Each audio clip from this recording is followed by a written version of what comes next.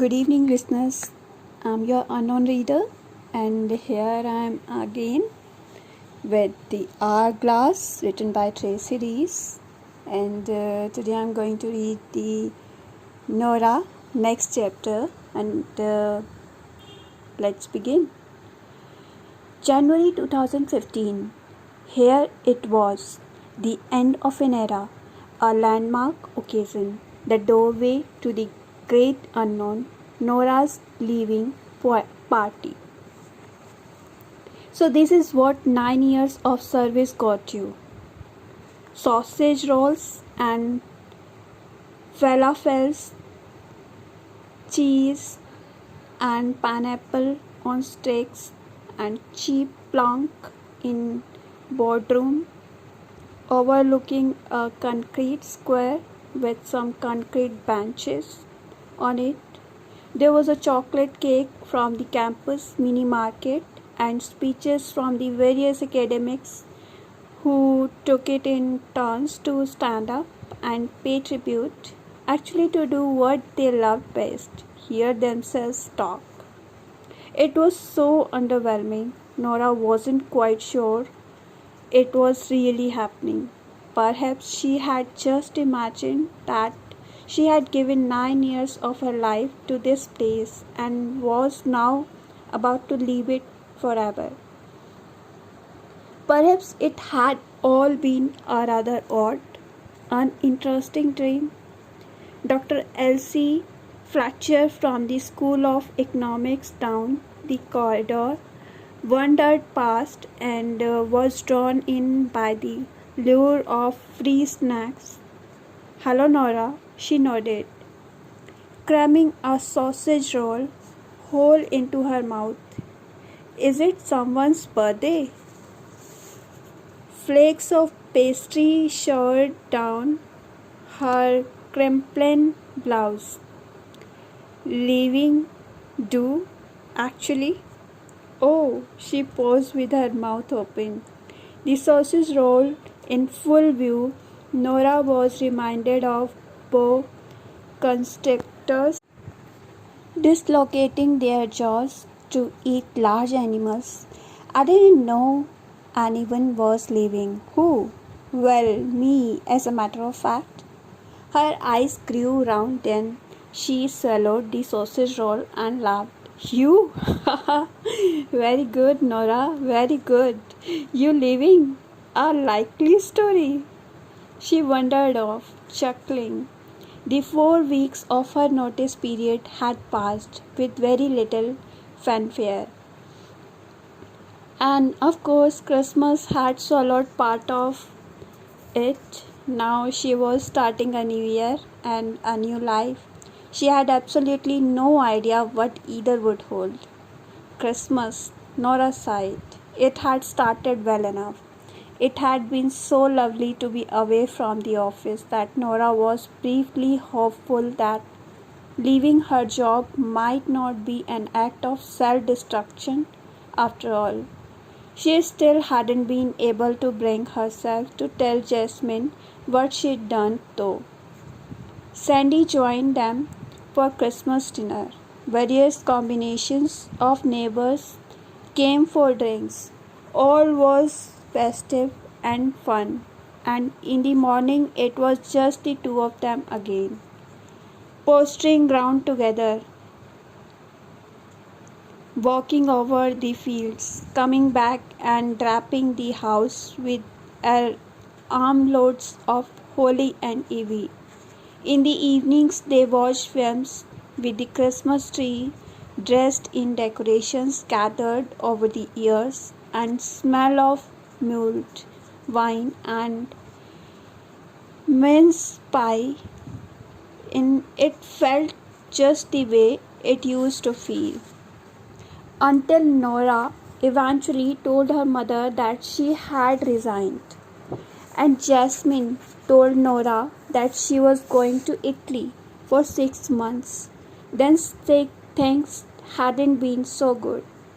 Jasmine had told her that she was being stupid and irresponsible.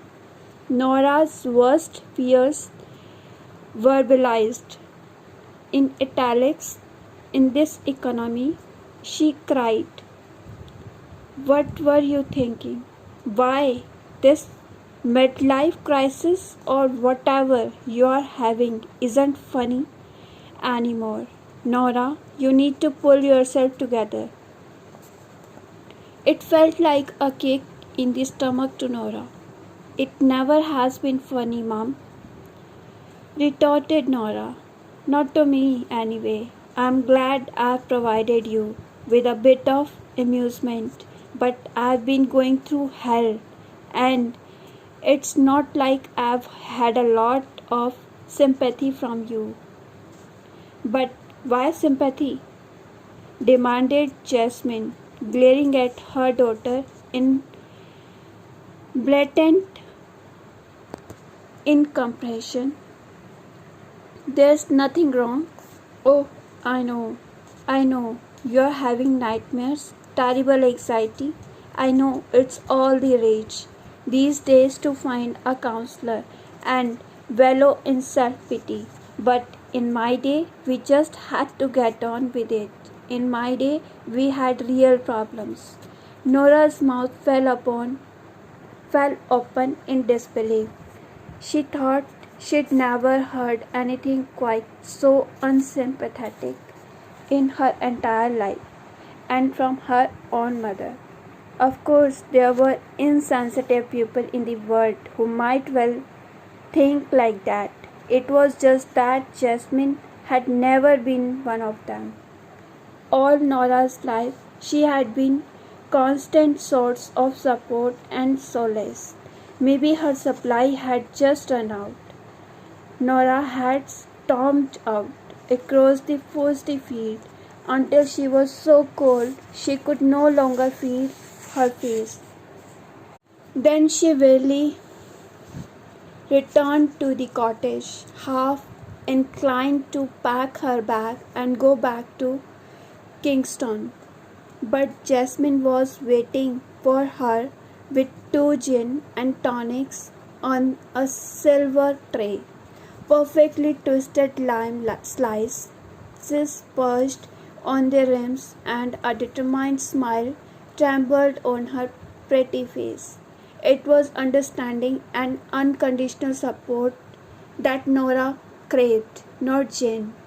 You can't solve problems with a cocktail and a bright smile, Mom. It's not the bloody 1950s. That's what Nora wanted to say, but she did recognize a peace offering when she saw one. So thanks, Mom. This is lovely. Was that she actually said. At least she had some awareness that harsh words could hurt people. But then Jasmine had told her that in February she was heading off to Italy for 6 months. Apparently, she had an old friend out there. It will be wonderful, darling, she had said. Faith has a villa in Tuscany, blissfully remote and luxurious. I'm sure Faith has never denied herself the finer things in life, as you know. But Nora didn't know. Have I even met Faith? She had snapped and immediately hated herself when her mother's face fell. I'm sure you have, darling. Well, perhaps you haven't. I can't remember. Anyway, her husband died and She's lonely. But she doesn't want to come back to England and taught herself round the family as a babysitter just yet. And I really feel I could do with getting away from things. So this will be marvelous for both of us. But Mom, I'll be 40 in March. You will be out of the country for my 40th birthday? Well, I thought you could come along for a while, have a holiday. Then you will really have to get a new job. You know, Faith would love to have you. You could celebrate your 40th birthday in Italy. Imagine, and you sound as if you need a break. Nora probably did, At any other time in her life, she would have leaped at her mother's offer. But when she closed her eyes and imagined her refuge, it wasn't orange and purple fields under a Tuscan sun that she saw. I was hoping we could go to Tunby for a few days, she said. Jasmine looked comically blank, as if she had never heard of such a place. Tunby? She repeated in a dull voice, frowning. Yes, Tunby. Nora's voice was impatient again. You know, near Grants, West Wales. I know where Tenby is, Nora, snapped Jasmine, and Nora rolled her eyes. This was how it always was now. Strange, disconnected conversations that didn't flow. There was a pause. So she prompted, What, Tenby? Would you like to go with me? And why are you looking so shocked? Well, I just wasn't expecting that, that's all. What on earth has put it in your mind now? I don't know. But Italy, Nora. Why Wales? When you could be in Italy? Why close sheep and rain? When you could have glorious sunshine and opera? Why choose beer and chips over a delicious healthy salad and a perfect glass of wine? Why surround yourself with short, fat, elderly men when you might meet an Italian? Oh no, Tenba is not my cup of tea at all. Mom, God, talk about stereotypes. We have good wine in the UK, and men above average height, as far as I can see. Couldn't we do both? 10 by for a couple of nights and then maybe head out to Italy together for a bit? No, why? You know how I feel about Wales, Nora. I didn't leave when I was 19 because it was so wonderful. Did I? I just don't like Tanbai. But wouldn't you do it for me? You're asking too much, Nora. I don't want to. My mother, 75 going on 7, thought Nora. They had parted ways in the new year, crackling with disappointment. So this is what it's all been for. Nora thought again, turning away from her thoughts about her mother and from the little crowd in the boardroom to stare out at the paved square below. All those late nights in the office, all that banked up flexi time that I never took, all the work I took home, a 2-hour slot in the boardroom with snacks out of packets and a lot of hot air. There had been job security too, of course, but suddenly this seemed an awfully strange lifestyle to have wanted to sustain and protect. So, boomed a voice in her ear, making her jump. Still no idea what you're going to do with yourself, Nora? It was Dr. Barry Brannigan. Celtic history and myth, Britain and Brittany. He had made a hilarious speech, in his opinion, comparing Nora to a swan on the lodge at Closeburn Castle.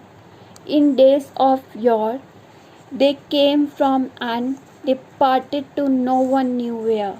Whenever one of these mysterious swans appeared, one of the family in the castle would die. Indulgent academic chuckles rippled around the table. Well, we do know where she comes from. Kingston. He jogged. So let's hope that saves us from the curse. For her leaving is entirely mysterious, with no purpose no destination, and perhaps no common sense at all. The chuckles continued. What a boy Barry was. Actually, Barry, your research is faulty, said Nora now, turning away from the window. You should check your sources. I do have a destination. I hadn't heard. Got a new job then? Easy to get admin post, I should imagine. Nora ignored the unintentional snub. No, I'm going away for a while to work on a little project of my own.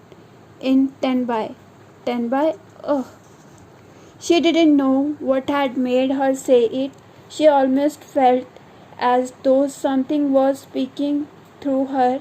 The minutes the words were out of her mouth, she braced herself for a quotation. Barry prided himself on having a historical reference for any conversation. It was a useless yet irritatingly impressive accomplishment. If Tenby be not the queen of Welsh watering places, she must be crowned empress. Barry boomed, eyes twinkling. Scott R. Hope italics my own. Really? Nora smiled weakly. I can't believe you even have a quotation for Tenby, Barry. Such varied attractions for the lover of old word associations and time-worn architecture. Henry Thornhill Timmins. Barry nudged her quite hard in the ribs and winked. Excellent, very impressive. The most agreeable town on all the south coast of Wales except Pembroke. Daniel Defoe, if I remember right. See there, Nora, you should be going to Pembroke instead. Perhaps I should, she agreed faintly when he went in search of cheese and pineapple. Nora sighed with relief. How long did you have to stay at your own leaving party? That's all for today. Have a nice day. Thank you for listening. Please don't forget to like, share, subscribe my YouTube channel. And just keep listening. Bye bye. Take care.